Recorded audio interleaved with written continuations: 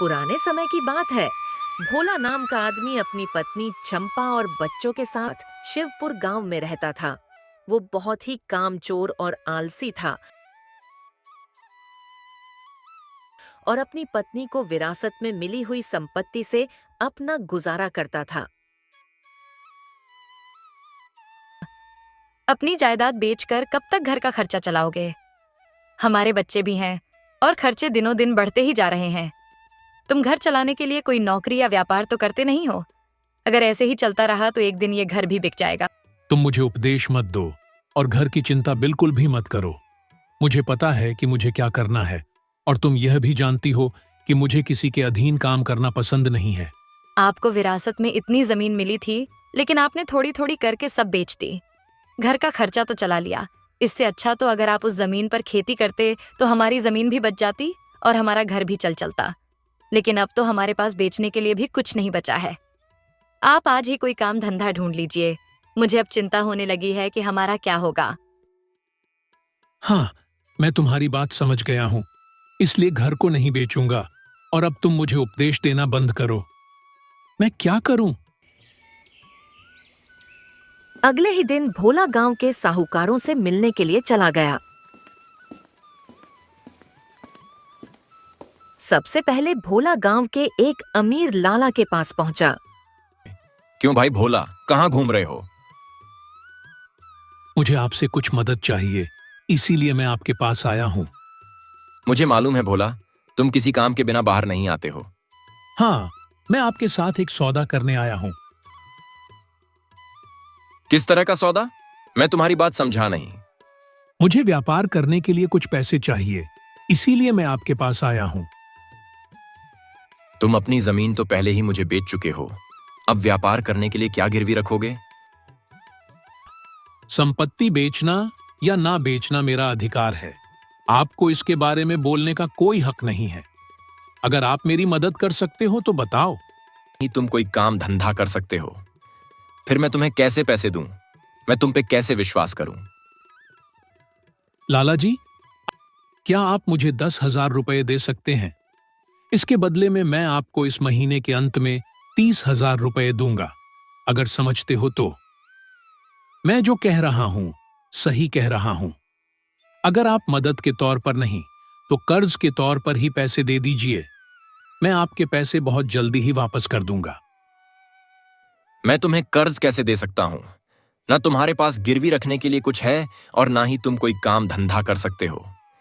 फिर मैं तुम्हें कैसे पैसे दूं? मैं तुम पे कैसे विश्वास करूं?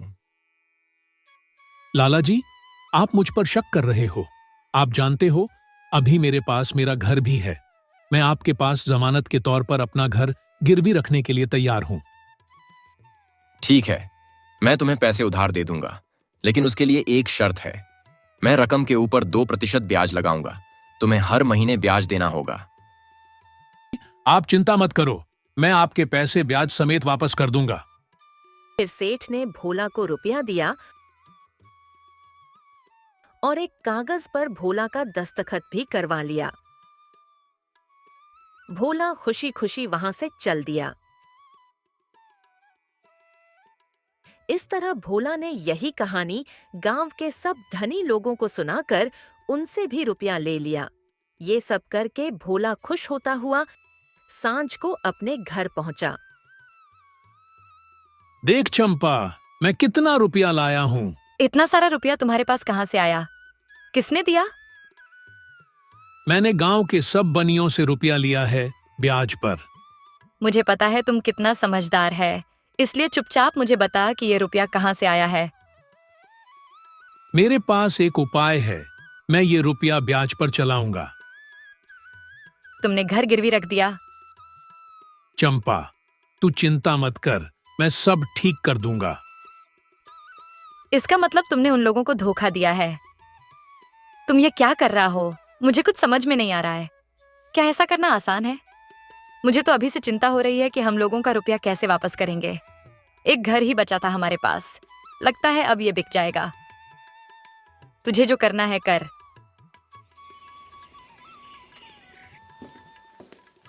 अगले दिन भोला पास वाले गांव की तरफ चल दिया। रास्ते में एक वन था। तभी उसने पेड़ के नीचे एक महात्मा को बैठे हुए देखा जो तपस्या कर रहे थे। तभी भोला को एक सांप नजर आया जो कि महात्मा की तरफ बढ़ रहा था। भोला ने जब यह देखा तो उसने लकड़ी की मदद से सांप को दूर फेंक दिया। तुम कौन हो बेटा, और शोर क्यों मचा रहे हो? तुम्हारे शोर की वजह से मेरा ध्यान भंग हो गया है। महात्मा जी, मेरा नाम भोला है और मैं पास वाले गांव में रहता हूं और किसी काम से दूसरे गांव जा रहा हूं। लेकिन मैंने एक सांप को आपकी तरफ बढ़ते हुए देखा तो मैंने लकड़ी से उसे दूर फेंक दिया। अगर मैं ऐसा ना करता तो वह सांप आपको डस लेता। मैंने यह सब कुछ आपकी जान बचाने के लिए किया है। तुमने अपनी जान जोखिम में डालकर मेरी जान बचाई है, इसलिए तुम मुझसे कुछ भी मांग सकते हो। मैं तुम्हारी इच्छा जरूर पूरी करूंगा। महात्मा जी, मुझे एक ऐसा वरदान दीजिए कि जिनसे भी मैंने पैसे उधार लिए हैं वो मुझे वापस ना करने पड़े। आत्मा, इतनी जल्दी मत करो। कोई भी वरदान मांगने से पहले सोच लो। महात्मा जी, मैंने सोच लिया है। मैं नहीं चाहता कि मुझे पैसे वापस करने पड़े और ना ही वो लोग अपना पैसा वापस मांगे। अगर वो अपना पैसा नहीं मांगेंगे तो मैं अपना व्यापार अच्छी तरीके से कर पाऊंगा और अपना घर बचा पाऊंगा और खेती की जमीन और अपनी पत्नी के लिए गहने भी खरीद सकूंगा और थोड़े समय के अंदर ही बहुत अमीर बन जाऊंगा। इसीलिए मेरी आपसे विनती है कि जो वरदान मैंने मांगा है वो मुझे दे दीजिए। ठीक है बेटा, जैसा तुम चाहो। जिन लोगों ने तुमको पैसा उधार दिया है वो जब तक जीवित रहेंगे तुमको पैसा वापस लौटाने के लिए नहीं कहेंगे। उसके बाद भोला खुशी खुशी अपने मित्र सोहन के पास पहुंचा। सोहन उसको देखकर बहुत ही खुश हुआ क्योंकि वो बहुत समय के बाद मिले थे। और दोस्त, सब कुछ कैसा चल रहा है? पहले तुम बताओ कि तुमने अभी तक शादी की या नहीं? मेरे पिताजी तो चाहते थे कि मैं शादी कर लूं, लेकिन तुम जानते ही हो कि मैं एक साहूकार हूं और अपने काम में मैं बहुत व्यस्त रहता हूं। मेरी बात छोड़ो, तुम अपनी बताओ कि किस लिए आए हो। तुम मेरी इस काम में मदद करो। मुझे अपनी जमीन बेचने के बाद कुछ पैसे मिले हैं। मैं नहीं चाहता हूं कि ये पैसे घर में खर्च हो जाएं, इसलिए मुझे तुम्हारी मदद की जरूरत है। तुम यह पैसे मुझे ले लो और 5% ब्याज पर व्यापार करो और बदले में 1% का हिस्सा तुम्हारा और बाकी 4% मेरा होगा। यह इतना आसान नहीं है जितना तुम सोच रहे हो, लेकिन तुम मेरे बचपन के मित्र हो, इसलिए मैं तुम्हारी मदद जरूर करूंगा और तुम्हें जब भी जरूरत हो अपने पैसे वापस ले सकते हो। ठीक है दोस्त, बात तो तुम्हारी ठीक है, लेकिन क्या यह सभी बातें हम एक अनुबंध पर लिखवा सकते हैं? क्या तुम्हें मुझ पर विश्वास नहीं है जो इस तरह की बातें कर रहे हो? अगर ऐसी बात थी तो तुम अपने पैसे अपने पास रख लेते। अरे नहीं मित्र, मैं तो ऐसे ही बोल रहा था। चलो अब छोड़ो इस बात को और रहने भी दो किसी कागजात को। ये पकड़ो पैसे और दे दो। मुझे जब भी जरूरत होगी मैं तुमसे पैसे वापस ले लूंगा। इस तरह भोला ने अपने मित्र को सारे पैसे दिए और खुशी खुशी वापस अपने घर चला आया। तुम सारे पैसे बिना किसी कागजात के अपने मित्र को दे आए हो। अब तुमको समझ में आया कि पैसे कमाने के लिए नौकरी की जरूरत नहीं बल्कि दिमाग की जरूरत होती है।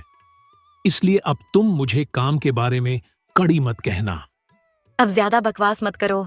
कड़ी मेहनत से बचने के लिए मुझे यहाँ मनगढ़ंत कहानियां मत सुनाओ। तुम्हें कहानी नहीं सुना रहा हूं। अब कुछ दिन इंतजार करो, फिर देखो मेरे पैसे, फिर देखो मेरे पास कितना पैसा आता है। इसके बाद हम गांव के अमीर आदमियों में गिने जाएंगे।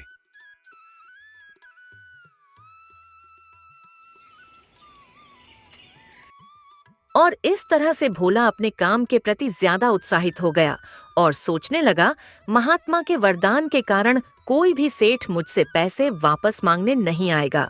इस तरह से इस बात को 1 साल बीत गया।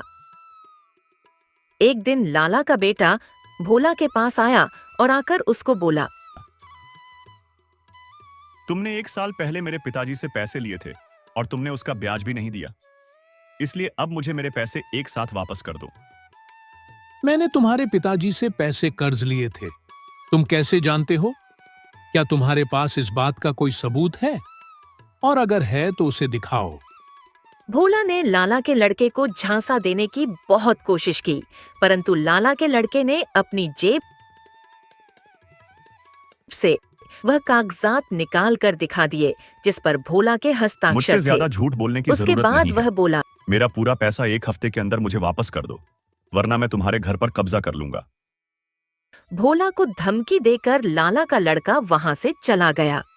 इसके कुछ ही दिनों के अंतराल पर बाकी साहूकारों के लड़के भी उसके पास आए अपना कर्जा वापस मांगने के लिए। भोला इस बात से हैरान था कि महात्मा का वरदान खाली कैसे गया, क्योंकि महात्मा ने कहा था कि कोई भी सेठ पैसे वापस मांगने नहीं आएगा। चंपा को यह देखकर बहुत ही गुस्सा आ रहा था। उसने भोला से कहा, तुमने मेरी बात नहीं मानी। ये तुम्हारी बेवकूफी का ही परिणाम है कि आज हमें यह दिन देखना पड़ रहा है। अब आपको लिया हुआ पैसा और ब्याज एक साथ वापस करना है, नहीं तो वह हमारा घर नीलाम कर देंगे। अब हम अपने बच्चों को लेकर कहाँ जाएंगे?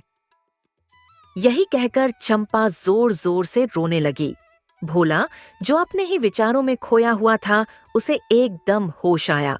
उसने अपनी पत्नी से कहा, तुम चिंता क्यों कर रही हो? मैं जानता हूं कि मुझे क्या करना है।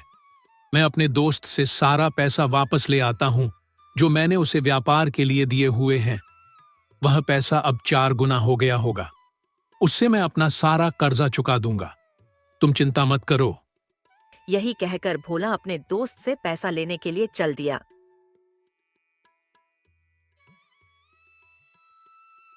लेकिन जब वह उसके घर पहुंचा तो उसने देखा कि उसके दोस्त का घर तो बंद था। उसके घर में ताला लगा हुआ था।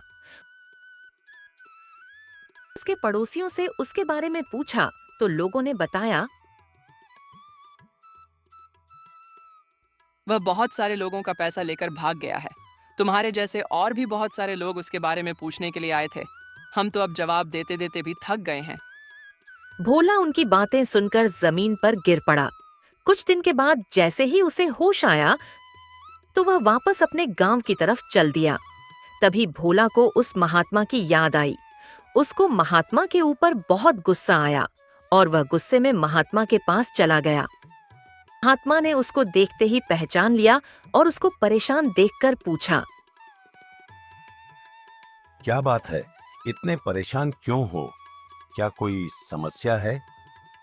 आपने मुझे वरदान दिया था कि कोई भी सेठ दिया हुआ कर्जा मेरे पास वापस मांगने नहीं आएगा। आपने मेरे साथ इतना बड़ा धोखा क्यों किया? मैंने तुम्हें कौन सा धोखा दिया है? पिछले 1 साल में हुई घटनाओं के बारे में महात्मा को बताया और गुस्से में उनको खरी खोटी सुनाने लगा। उसकी बातों को सुनकर महात्मा मुस्कुराने लगे और फिर उससे कहा, देखो भोला, उस दिन की बात को याद करो। तुमने उस दिन मुझसे क्या मांगा था? मुझे सब याद है। मैंने कहा था कि जिस सेठ ने पैसा उधार दिया है वह वापस ना मांगे। यही सबसे बड़ा कारण है। इसलिए मेरा वरदान तो पूरा हो गया, लेकिन उन पैसों पर उनके वारिसों का अधिकार था, इसलिए उन्होंने कर्ज वापस मांग दिया। तुमने कहा था कि वह लोग वापस आकर ना मांगे, बल्कि तुमको मांगना चाहिए था कि मेरे सर के ऊपर कोई भी कर्ज नहीं होना चाहिए। तो इस हिसाब से मैंने तुम्हें कोई धोखा नहीं दिया। महात्मा की बात सुनकर भोला शर्मिंदा हो गया और फिर बोला, महात्मा जी, मेरे दोस्त ने भी मेरा सब कुछ धोखे से ले लिया। क्या यह उसने ठीक किया? तुम न्याय की बात कर रहे हो? क्या यह तुम्हारे मेहनत की कमाई है? तुम हमेशा बिना मेहनत के पैसा कमाना चाहते थे, इसलिए तुमने अपने गांव के लोगों को धोखा देकर पैसे जमा किए थे और अपने दोस्त को दे दिए थे। और इसी तरह तुम्हारे दोस्त ने भी तुमसे धोखा दिया। हमेशा इस बात को याद रखो कि अगर यह तुम्हारे मेहनत की कमाई नहीं है तो इसको तुम अपने पास ज्यादा देर तक नहीं रख सकते हो। मनुष्य जो भी आसान तरीकों से पैसे कमाता है वह उसके पास कभी नहीं रहता है, लेकिन अगर पैसा बुद्धिमानी और मेहनत से कमाया जाता है तो वह हमेशा हमारे साथ रहता है। मेहनत का फल हमें हमेशा मिलता है। महात्मा की बात सुनकर भोला को अपनी गलती का एहसास हो गया। उसने सर झुकाकर महात्मा से कहा, गुरुदेव, मुझे समझ में आ गया। मुझे अपनी गलती का एहसास भी हो गया है। अब मैं कभी भी पैसे के लिए किसी को कभी धोखा नहीं दूंगा। मैं अपना परिवार चलाने के लिए कड़ी मेहनत करूंगा। महात्मा ने उसके सर पर हाथ रखकर आशीर्वाद दिया। उसके बाद भोला घर वापस लौट आया। अगर हमारी कहानी आपको अच्छी लगी हो तो एक प्यारा सा लाइक और कमेंट जरूर करें। देखने के लिए धन्यवाद।